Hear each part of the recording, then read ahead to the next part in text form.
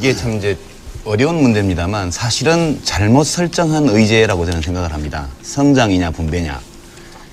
다 아시겠지만 사회 구성원 다수가 받아들일 수 없을 정도의 불균형한 분배 또는 정의롭지 못한 분배 상태를 가진 국민 경제는 절대로 건전하게 지속적으로 성장할 수 없습니다.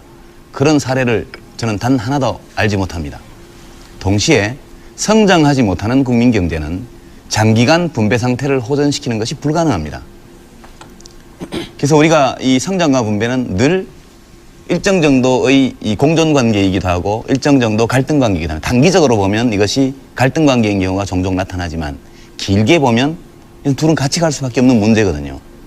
지금 성장이냐 분배냐는 이런 쟁점이 제기된 것은 저는 어떤 실사구시적인 토론이라기보다는 이것은 이데올로기 논쟁의 성격이 매우 강합니다.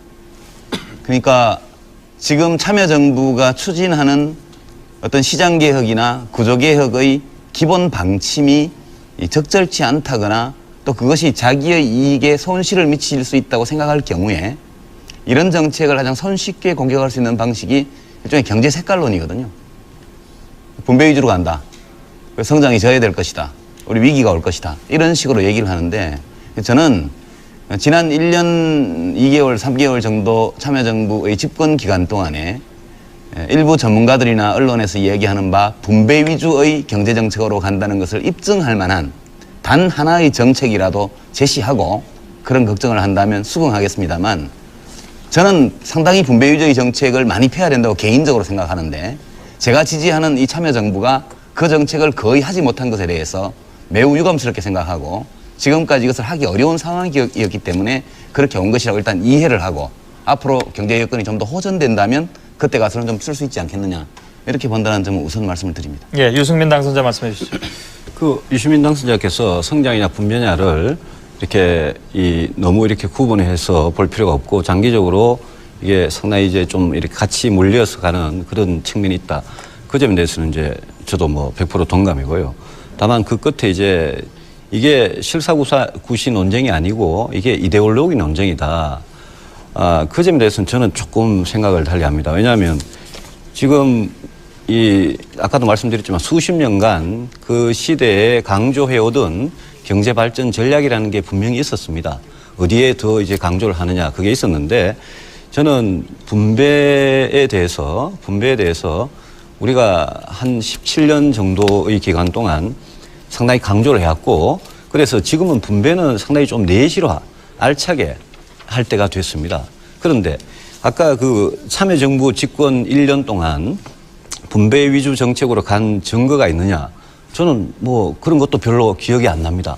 그 대신에 제가 문제를 삼고 싶은 거는 일단 참여정부 1년 동안 경제정책이 별로 없었습니다. 분배이고 성장에 관해 경제정책이 별로 없었고 맨날 조중동하고 싸우고 코드 맞추고 정치만 했고 정치 과잉이지 경제에 대해서는 굉장히 무관심했습니다. 일단 우선적으로 그걸 지적하지 않을 수 없고 경제정책 분야에서는 굉장히 우왕좌왕했습니다. 작년에 그 대학 교수들이 붙여준 별명이 우왕좌왕 아닙니까? 그 굉장히 우왕좌왕했고요. 그다음에 또 하나 중요한 문제는 분배를 열심히 하는 건 좋습니다. 좋은데 성장에 대한 해법을 분명히 특히 요즘과 같이 서민들이 고통받고 일자리가 없고 이런 시절에는 정부가 성장에 대한 해법이 우리는 이거다라고 제시할 수 있어야 됩니다. 제가 기억나는 한 가지밖에 없습니다. 작년 어느 때인가 신성장 산업 10개 그거 발표한 거 딱 하나밖에 저는 기억이 나지 않습니다. 그래서 그걸 가지고 경제 색깔론이다 이렇게 말씀하실 게 아니라 분배도 열심히 해야 되지만 책임 있는 정부라면 이렇게 경제가 어려울 때는 우리가 어떻게 이 경제를 지속 가능한 그런 성장을 실현을 시키겠다. 이거를 좀 내놔야 됩니다. 그런데 수십 개의 로드맵을 만들면서 제가 기억나는 성장의 방법이 뭔지 그게 없다는 그런 지적을 좀 드리고 싶습니다. 짤막하게만 예, 말씀하시죠. 제가 또 반론 잠깐만 짤막하게만 예. 말씀을 드릴게요. 그러니까 이제 그 비판하신 건 좋습니다. 근데 이제 비판도 좀 저는 실사구시적이었으면 좋겠다 이런 생각이 드는데요. 한나라당에서 좋은 의견이 있으시면 제안을 주십시오. 아주 구체적인 정책으로. 그럼 저희가 뭐 집권당이고 다수당이기 때문에 그 정책이 충분히 합리적이고 또 단기적으로 투자 진작을 하고 또 국민들의 생활을 개선하는 데 도움이 될 만한 정책이라면 무엇이든 간에 긍정적으로 받아들이려고 합니다. 근데 단순히 우왕좌왕했다, 아무것도 없었다 이렇게 얘기를 해버리면 그러면 그 수많은 경제부처의 공무원들은 지난 1년 동안 다 놀았다는 얘기며 대통령이 하루 일정 가운데 1.6회 정도가 경제민생 관련이었고 전체 일정 60% 이상이 전부 경제민생 관련 회의나 방문 이런 것이었습니다. 근데 그건 좀 지나치게 이제 모욕적인 표현이라고 저는 생각하고 정치적인 공격으로는 이해를 하겠습니다만은 그렇게 해서 우리 경제가 좋아질 수는 없다는 점을 말씀을 드리고요. 하나만 딱 첨언해서 드리면 오늘 아마 2001년도인가요? 노벨 경제학상 받은 스티글리츠 교수가 이제 한국에 와서 여러 언론사들과 이제 대담을 했습니다. 그 내용 중에 보면 한국 경제를 위해서 한 충고가 하나 있는데요. 93년, 94년경 클린턴 행정부 미국, 이 클린턴 행정부의 경험을 좀 잘 참고해봐라. 이 클린턴 행정부가 찾은 것이 레이건 시대에 너무나 이 성장 위주, 공급자 위주로 가 있던 미국 경제를 이 성장과 분배의 균형점으로 이동시키는 노력을 했고, 지금 한국 정부도 그 둘 사이에 어떤 중간 지점을 지금 찾고 있는 걸로 보이고 수년 내에 이렇게 노력하면 한국은 한국적인 자본주의 형식을 가지게 될 것이라는 이제 이런 격려성의 이런 말씀을 주셨는데요. 저는 이런 지적들이 우리에게 매우 유용한 지적이라고 생각을 하고 아주 실용주의적으로 정말로 이 대목에서는 실용주의적으로 우리가 이 두 개의 소중한 가치를 절충하고 타협하고 또 동시에 어느 정도 성취해낼 수 있는 이런 방안을 앞으로 오늘 토론에서 저는 많이 나오기를 기대를 하겠습니다. 제가 말씀해 드리겠습니다. 예. 글쎄요, 노벨 경제학상을 받았다고 해서 꼭 한국 경제에 적합한 그런 해법을 제시한 것은 아닙니다. 미국에 다양한 대학 교수가 있고 경제학자들이 있습니다만은 스티글리츠 교수는 이제 약간 이제 미국의 어떤 성장 그런 좀 반대하는 그런 경향이 강하고 이분이 월드뱅크에서 상당히 오래 근무를 하셔가지고 특히 이제 조금 미국 모델에 대해서 그렇습니다만은 미국의 경우에도 클린턴이 그렇게 분배나 아니면 레이건 때 못했던 그런 거를 할 수 있었던 기반이 어디서 나왔느냐 하면 레이건 8년 동안 레이건이 잡아놓은 그 토대 위에서 클린턴이 그렇게 할 수 있었습니다. 그래서 우리도 마찬가지입니다. 우리도 어떤 정부가 분배에 신경을 쓰려면 우리가 87년부터 분배에 신경 쓰는 거 어떻게 할 수 있었습니까? 그 이전에 성장 기반이 다져졌기 때문에 그 위에서 분배를 할 수 있었던 겁니다. 그래서 제가 말씀드리는 거는 이거는 경제라는 건 길게 가는 거기 때문에 지금 분배에 대해서 신경을 많이 썼고 그거 하나자는 소리가 아니고 내실화를 하는데 성장의 해법이 뭔지 그걸 자꾸 찾자는 그런 말씀을 드리는 겁니다. 그래서 그 정도.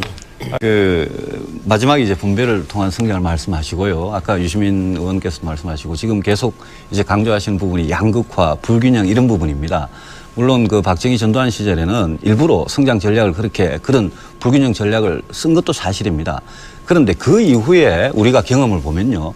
분배가 언제 제일 악화됐냐, 언제 제일 나빠졌냐를 보면 진위계수를 봐도 그렇고 상위 10%, 하위 10% 나누는 값을 봐도 그렇습니다. 이거는 우리가 생생하게 경험한 겁니다. IMF 같이 경제가 마이너스 6.7% 성장할 때, 그러니까 성장이 아주 푹 떨어질 때, 작년같이 그럴 때 분배가 굉장히 악화가 됩니다. 왜 성장이 안 되면 분배가 더 악화되고 성장이 되면 분배가 조금 좋아지느냐? 그거를 저는 꼭 아셔야 된다고 생각하는 게요. 성장이 되면 산업 저변도 늘어나고요. 그다음에 서민들도 일자리를 더 갖게 되고 그래서 분배 구조가 개선이 됩니다. 근데 성장이 안 되면 제일 견디기 힘든 게 가난한 서민들입니다. 그리고 제일 경쟁력이 없는 중소기업들입니다. 자영업자, 아주 영세한 사람들. 그러니까 우리가 왜 성장을 하느냐? 결국은 서민과 아주 경쟁력이 약한 소기업들 그 사람들을 위해서 성장을 하는 겁니다. 그런데 민주노동당에서는 분배를 통한 성장이라고 말씀하시는데요. 저는 그런 성장은 들어본 적도 없습니다만은 그 성장의 해법을 가져가지고 경제를 성장시키지 않으면 분배 구조가 나빠진다는 게 엊그제 아마 재경부에서도 그걸 발표했고 통계청에서도 발표를 했습니다.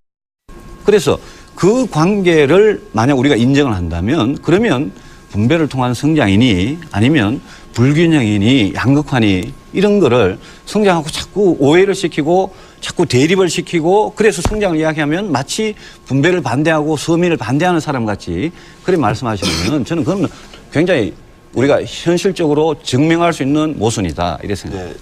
아까 유승민 당선자께서 듣도 보도 못했다 이런 말씀하시는데 저는 듣기도 하고 좀 보기도 했습니다. 지금 단병호 당선자께서 하신 분배를 통한 성장이라는 것은 1970년대, 80년대에 유럽의 삼인주의 정당 경제 전문가들이 많이 썼던 논리입니다. 전혀 듣도 보도 못한 것은 아니고요. 또 이론적으로도 네오케인지안들, 신케인즈주의자들 쪽에서 이 모델을 많이 연구를 했습니다. 그래서 제가 알고 있는 학술적 결론은 뭐냐 하면 특정한 국면, 특정한 조건에서는 이렇게 분배를 통한 성장이 가능하다는 겁니다. 근데 일반적인 조건에서는 이건 잘 안 맞는다는 거죠. 그래서 얼마 전까지 몇 년 전에 독일 연방정부의 재무장관 하던 오스카 라퐁테인이 바로 이런 네오케인지안이고 이런 주장을 했던 분 아닙니까? 지금 그만뒀지만. 그래서 전혀 없는 논리는 아니고요. 다만 이 논리를 지금 이 한국 경제의 상황에서 적용할 수 있느냐. 이제 그 점에 관해서 확신이 없는 것이죠. 저도 그 이론과 이런 것들을 알고 있지만 지금 이 모델을 여기에 적용하기에 우리가 지금 맞고 있는 이 상황, 이 위기 상황, 혹은 위기적 상황의 그 원인이 과연 그것이 유일한 것이거나 혹은 그것이 가장 중요한 것이냐에 대해서 저도 확신이 안 들기 때문에 저는 그런 주장을 안 하는 것이거든요. 이제 그 점에 대해서 너무 좀 이런 건 듣도 보도 못했다 이래 하시는 건 좀 지나치신 것 같고요. 그 다음에 이제 참여정부의 어떤 대책이 뭐냐 이렇게 이제 말씀을 하시는데 지금 정부에서는 이제 일단 중장기적인 어떤 근본 대책은 역시 혁신주도형 성장 이거에 대해서는 기업 쪽에서도 아마 굉장히 반기는 것으로 저는 알고 있습니다. 기본적으로 혁신주도형으로 가야 된다는 건 기본이고요. 다만 지금 국면에서 결국 경제를 활성화시켜야만 아까 말씀하신 것처럼 일자리도 많이 생기고 분배 상태도 호전되게 돼 있습니다. 우리가 1987년 노동자 대투쟁 이후에 90대 중반까지 진익에서나 이런 각종 지표로 나타난 분배 상태의 호전이 두드러졌거든요. 그러고 나서 외환위기 터지면서 급전직하 이제 상황이 나빠졌는데 다시 기본적으로 경제를 살려야만 그 다음에 분배를 호전시킬 수 있는 것은 분명한 사실이라고 저는 생각을 합니다. 그래서 이 시점에서는 조금 더 구체적으로 그러면 기업의 이 투자를 활성화시키고 특히 투자 여력을 가지고 있는 대기업들, 사내 유보를 많이 갖고 있지 않습니까? 그걸 자꾸 빚 갚는 데 쓰고 있는데 그러지 말고 좀 투자해서 고용도 창출할 수 있도록 하려면 뭘 해줘야 되냐, 정부에서.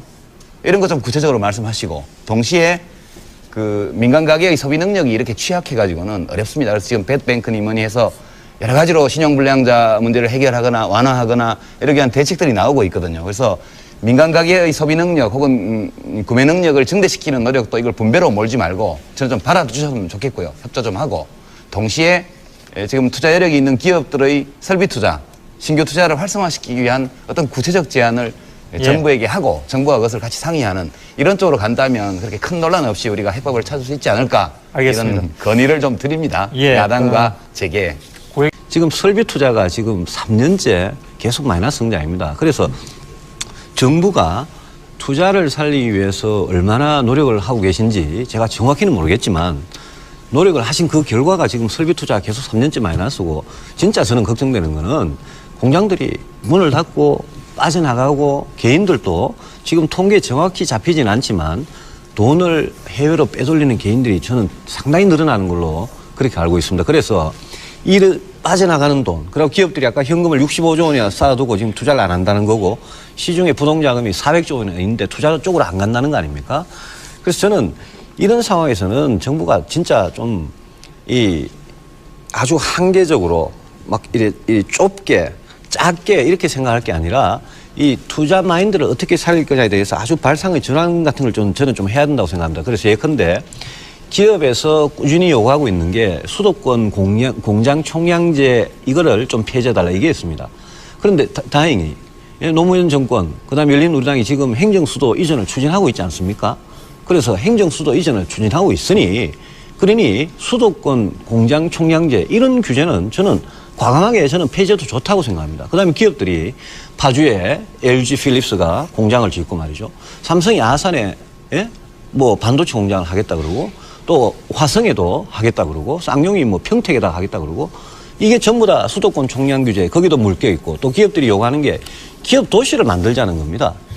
거기에다가 기업이 투자하고 인프라 다 해주고 학교까지 돼 있고 그런 문화시설까지 다 돼 있는 그런 기업 도시를 만들자는 거예요. 지금 울산 창원이 기업 도시 아닙니까 이미. 그래서 그런 기업들의 요구는 저는 그게 무슨 진재벌이고 친기업이 아니라 그런 거는 거절할 이유가 없다고 생각합니다.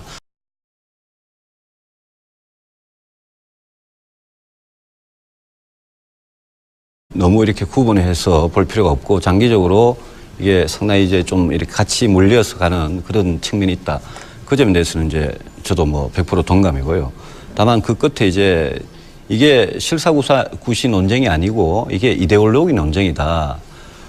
그 점에 대해서는 저는 조금 생각을 달리합니다. 왜냐하면 지금 아까도 말씀드렸지만 수십 년간 그 시대에 강조해오던 경제발전 전략이라는 게 분명히 있었습니다.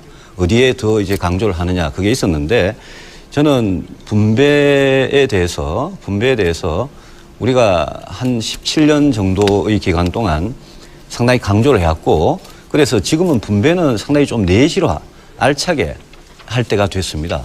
그런데 아까 그 참여정부 집권 1년 동안 분배 위주 정책으로 간 증거가 있느냐? 저는 뭐 그런 것도 별로 기억이 안 납니다. 그 대신에 제가 문제를 삼고 싶은 거는 일단 참여정부 1년 동안 경제정책이 별로 없었습니다.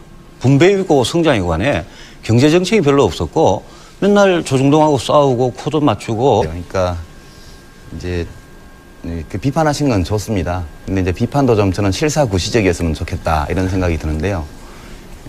한나라당에서 좋은 의견이 있으시면 제안을 주십시오. 아주 구체적인 정책으로. 그럼 저희가 뭐 집권당이고 다수당이기 때문에 그 정책이 충분히 합리적이고 또 단기적으로 투자 진작을 하고 또 국민들의 생활을 개선하는 데 도움이 될 만한 정책이라면 무엇이든 간에 긍정적으로 받아들이려고 합니다. 근데 단순히 우왕좌왕했다, 아무것도 없었다 이렇게 얘기를 해버리면 그러면 그 수많은 경제부처의 공무원들은 지난 1년 동안 다 놀았다는 얘기며 대통령이 하루 일정 가운데 1.6회 정도가 경제민생 관련이었고 전체 일정 60% 이상이 전부 경제민생 관련 회의나 방문 이런 것이었습니다. 근데 그건 좀 지나치게 이제 모욕적인 표현이라고 저는 생각하고 정치적인 공격으로는 이해를 하겠습니다만은 그렇게 해서 우리 경제가 좋아질 수는 없다는 점을 말씀을 드리고요. 하나만 딱 첨언해서 드리면 오늘 아마 2001년도인가요? 노벨 경제학상 받은 스티글리츠 교수가 이제 한국에 와서 여러 언론사들과 이제 대담을 했습니다. 그 내용 중에 보면 한국 경제를 참여정부가 추진하는 어떤 시장개혁이나 구조개혁의 기본 방침이 적절치 않다거나 또 그것이 자기의 이익에 손실을 미칠 수 있다고 생각할 경우에 이런 정책을 가장 손쉽게 공격할 수 있는 방식이 일종의 경제 색깔론이거든요. 분배 위주로 간다. 성장이 져야 될 것이다. 우리 위기가 올 것이다. 이런 식으로 얘기를 하는데 저는 지난 1년 2개월, 3개월 정도 참여정부의 집권 기간 동안에 일부 전문가들이나 언론에서 이야기하는 바 분배 위주의 경제정책으로 간다는 것을 입증할 만한 단 하나의 정책이라도 제시하고 그런 걱정을 한다면 수긍하겠습니다만 저는 상당히 분배 위주의 정책을 많이 펴야 된다고 개인적으로 생각하는데 제가 지지하는 이 참여정부가 그 정책을 거의 하지 못한 것에 대해서 매우 유감스럽게 생각하고 지금까지 이것을 하기 어려운 상황이었기 때문에 그렇게 온 것이라고 일단 이해를 하고 앞으로 경제 여건이 좀 더 호전된다면 그때 가서는 좀 쓸 수 있지 않겠느냐 이렇게 본다는 점을 우선 말씀을 드립니다. 예, 유승민 당선자 말씀해 주시죠. 유시민 당선자께서 성장이냐 분배냐를 이렇게 정치만 했고 정치 과잉이지 경제에 대해서는 굉장히 무관심했습니다.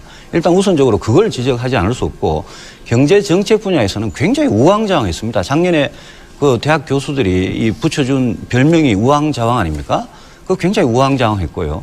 그다음에 또 하나 중요한 문제는 분배를 열심히 하는 건 좋습니다. 좋은데 성장에 대한 해법을 분명히 특히 요즘과 같이 서민들이 고통받고 일자리가 없고 이런 시절에는 정부가 성장에 대한 해법이 우리는 이거다라고 제시할 수 있어야 됩니다. 제가 기억나는 한 가지밖에 없습니다. 작년 어느 때인가 신성장 산업 10개 그거 발표한 거 딱 하나밖에 저는 기억이 나지 않습니다. 그래서 그걸 가지고 경제 색깔론이다 이렇게 말씀하실 게 아니라 분배도 열심히 해야 되지만 책임 있는 정부라면 이렇게 경제가 어려울 때는 우리가 어떻게 이 경제를 지속 가능한 그런 성장을 실현을 시키겠다. 이거를 좀 내놔야 됩니다. 그런데 수십 개 로드맵을 만들면서 제가 기억나는 성장의 방법이 뭔지 그게 없다는 그런 지적을 좀 드리고 싶습니다. 짤막하게만 예, 말씀하시죠. 제가 또 반론 잠깐만 짤막하게만 예. 말씀을 드릴게요.